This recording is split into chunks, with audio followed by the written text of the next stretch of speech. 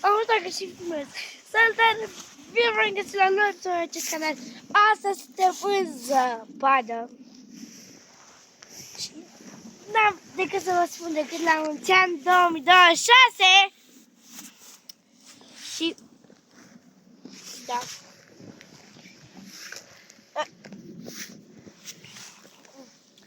Da, acum e mai bine.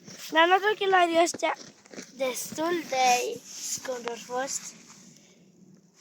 Acest ochelari și nu trebuie de ce arată strada așa. Strada arată așa pentru că am tras cu sania și am picat de m-am spart de râs. A fost destul de faină. La voi nu știu dacă ninge. Chiar ninge afară. Adică. Și vreau să vă spun ceva. Uitați aici încă față. O să vă spun ceva și voi sper că o să vedeți. Cameraman? Ai călcat, mă, cameramanule. Dacă nu înțelegeți bine, mai o fac o dată. 6 avantaj. Scrieți în comentarii ce vedeți aici. Like dacă vedeți 7. Subscribe dacă vedeți 67.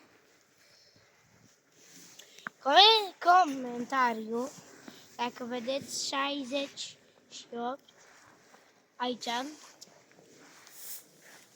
Și să le faceți pe toate înseamnă că ați ghicit oricum. Adică. Și vreau să mai vă spun o singură chestie. Mănușile astea. Mănușile astea îmi dragonjează. Au fost 2 lei aceste mănuși.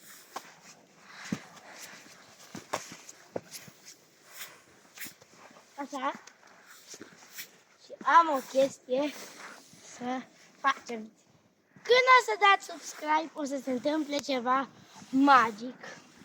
Numai când dați subscribe. Aștept să dați subscribe și like. Subscribe, vă rog. Și eu aștept aici să dați subscribe. N-ați dat subscribe. Oricum, hai că plec. Ce? Am auzit ceva? Vreau că am auzit un subscribe.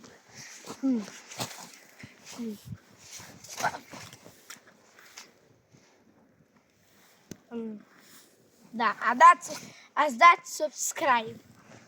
Și eu chiar trebuie să fac provocarea subscribe. Provocarea subscribe. Și ziceți voi, orați voi, de la 3 până la 1. 3, 2, nu știu să zic dacă să zic. 3, 2, 1 și la mulți ani!